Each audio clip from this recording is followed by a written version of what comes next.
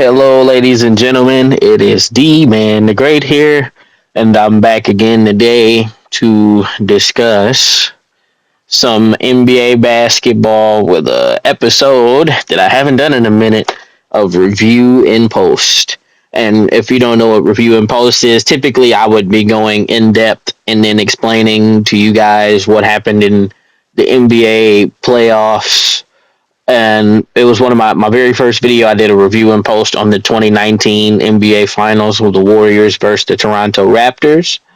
And to sort of explain a bit further, I did want to kind of go game by game of the game ones that have happened so far. The only one I won't be doing is Minnesota versus Golden State, because I'm still in the morning of that game as this is being recorded. The morning of May 6th. I was about to say January 6th. Don't quote me. So I'm gonna just kind of dig into them, starting with the Cleveland Cavaliers game from Sunday night, right before Game 7, Warriors Rockets, and to pretty much explain what happened in that game. For those of you that, well, you already know the outcome of the game, but the thing is, here is what I'm going to tell you is going to be the pretty much what happened and then what teams need to fix. So I'm going to start off by saying Indiana Pacers played a great game versus Cleveland, and they were very efficient outside of Siakam and Benedict Mathurin, really. But can I really say he wasn't efficient when he was 60% from three, but he was 40% from the field? It's up to you. Double figures he was in. So Neesmith was in double figures. Siakam was in double figures. Miles Turner, Nembhard, Halliburton played a great game. So essentially what I'm trying to say here is they played a pretty good game. They shot a little bit above their pay grade. They scored 19 at 36 from three. And the thing that I'm saying, well, I keep saying the thing that I'm saying. What I'm really saying here today is for Cleveland to overcome and get to where they need to get, they're going to have to hit these shots that they typically would make. You have to hit these shots. You can't jack 100 and miss 100. And if they shot normal percentage, they win today by 6 points. Or I shouldn't say today, but it was the other night. If they shot their normal percentage, they win by 6 points. So Evan Mobley and Mitchell played a pretty good game. The efficiency of Mitchell, I don't really like from him, because he was 1 of 11 from 3 and 13 from 30 from the field.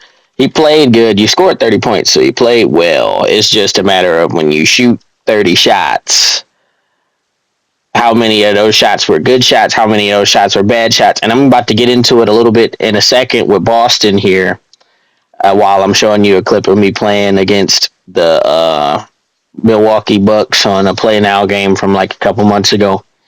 So to say, Ty Jerome had a pretty good game. He just took 20 shots to get 21 points. If he is his normal efficient self, the Cavaliers win the game. As I said before, Max Strus didn't shoot that well tonight either. I'm going to just kind of refer to it how I refer to it. I'm not about to keep correcting myself. But so Max Strus didn't shoot that well. He had a moment where he did look like he was going to get rolling, but Indiana started to play a little bit more intensely on him and didn't let him get the ball rolling, because he was shooting with super confidence. I'm already 4 minutes into the video. It's insane. Long talking, right? So to justify everything here, Cleveland needs to get the ball together and get the ball rolling so they can get to where they could play this team and beat them. And if you're not going to knock down shots, you're in danger.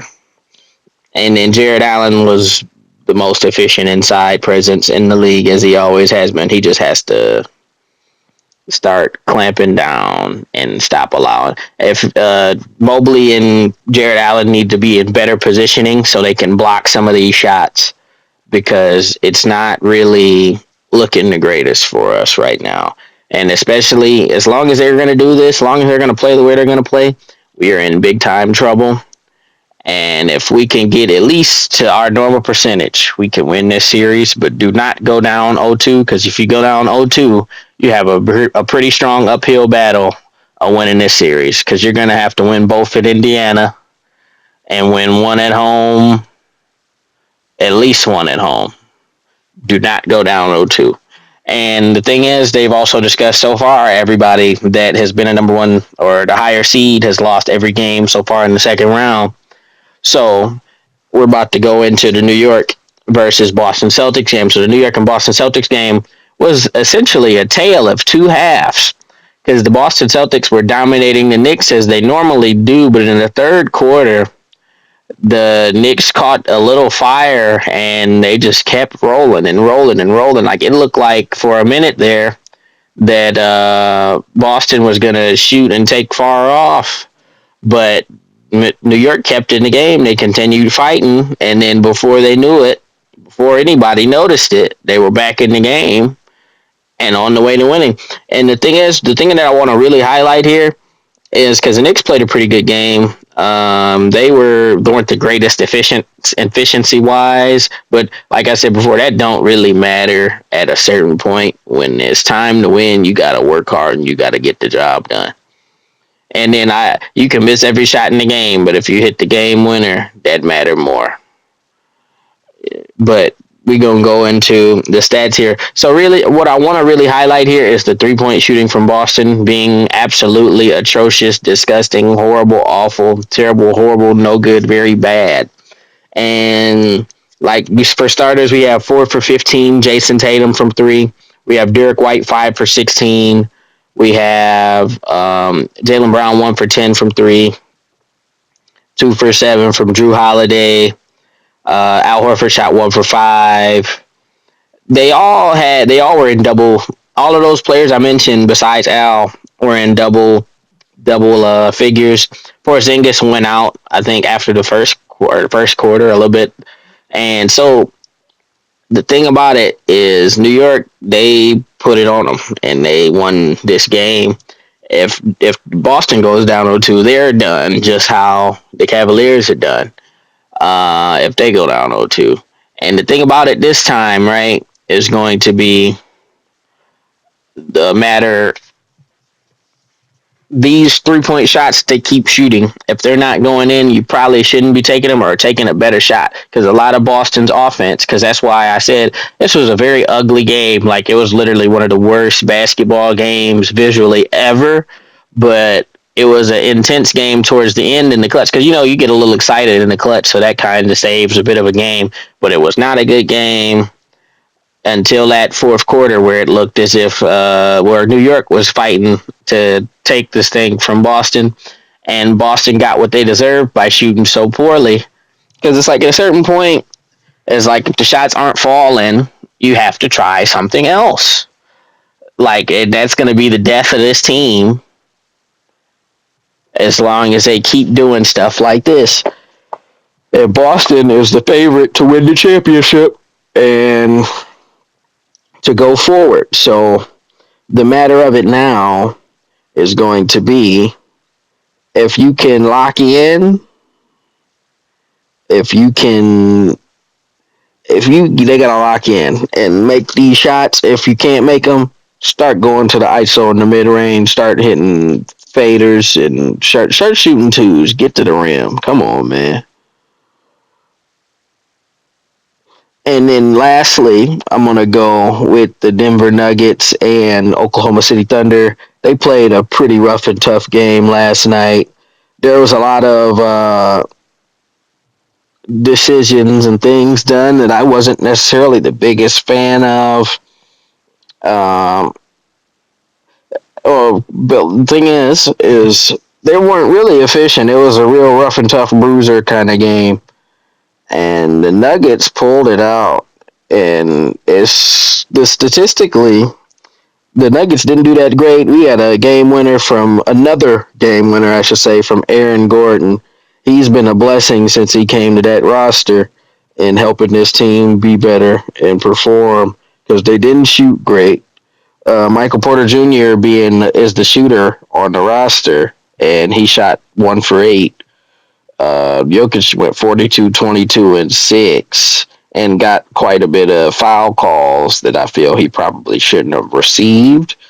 But he dominated where he needed to dominate and was undeniable and helping his team to get to the finish line here. And then on the Thunder side of the ball, they had a very strong team game.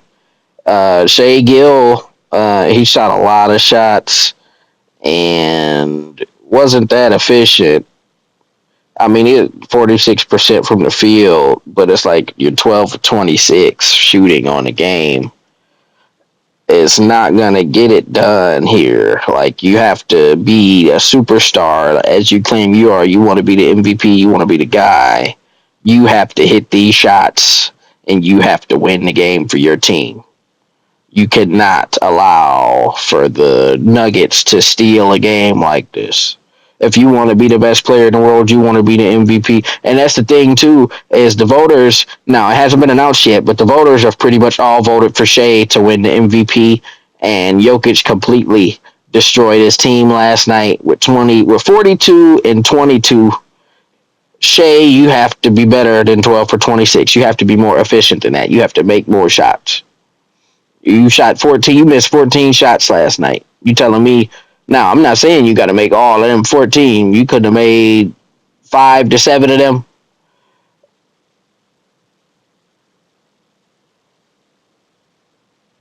So it's like, and then so it's like even with Jokic drawing 3-point fouls from throwing his arms in the air, you have to knock down your shot, Shea.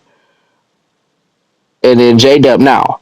I will give you a little bit of grace. J Dub didn't play that great. If J Dub hits half of his shots last night, he shot 5 for 20. If J Dub hit 5 more shots, that's a win. Yeah. So it was a long, hard fought game. I'm gonna need for them to get on the ball. Chet, you gotta be Chet. You gotta hit though. You gotta knock down them. He was 0 for 3 from 3. You gotta knock down one of them, boy. Isaiah Joe was 0 for 4 from 3. You got to knock it down, kid. Alex Caruso had 20. Somebody else is going to have to help to get that 20 up there. It's ridiculous. The Thunder, we won 68 games. You've been one of the best defensive teams of all time by the numbers and all the stats. You have to get on the ball and you have to execute and you have to win. This is completely a complete failure from you guys. And Dagnall, that's why you didn't win the Coach of the Year. You should have locked in and got this done.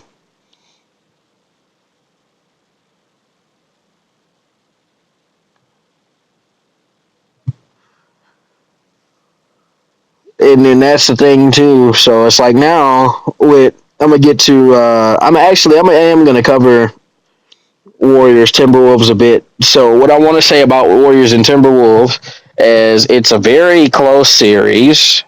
And the reason why I say that is everybody is calling the Timberwolves are going to win or Timberwolves are going to win. The difference here now in modern day, all due to respect to the Lakers and Draymond, and think about it, it don't even matter about all that. In a 7-game series, it's damn near impossible to beat Steph Curry. You have to play perfect ball to beat Steph Curry. And I don't know if the Minnesota Timberwolves can play perfect basketball, especially against this Timberwolves defense, which is a much better defense than what the Lakers were putting on the floor. And that's going to be the difference in this series, I believe. And Minnesota didn't really play that well offensively against the Lakers. They sort of got lucky that the Lakers were gassed and winded, and Austin Reeves had a bum toe, and he couldn't knock down some of those shots he had to hit. And the thing is, if this is going to be the status quo, this is going to be what's happening now, it is wraps for a lot of people. And the Timberwolves will be losing, it appears. I picked the Timberwolves to win the series, but I would not be shocked in the slightest if the Golden State Warriors pull this one out. hopefully that defense that they talk about for Minnesota works well, and Jaden McDaniels can perform up to standard. But with that being said, this has been Review and Post in 2025, so it's a little 6-year throwback for you. I will be back for all the game twos when all of those occur. And I will catch you guys later.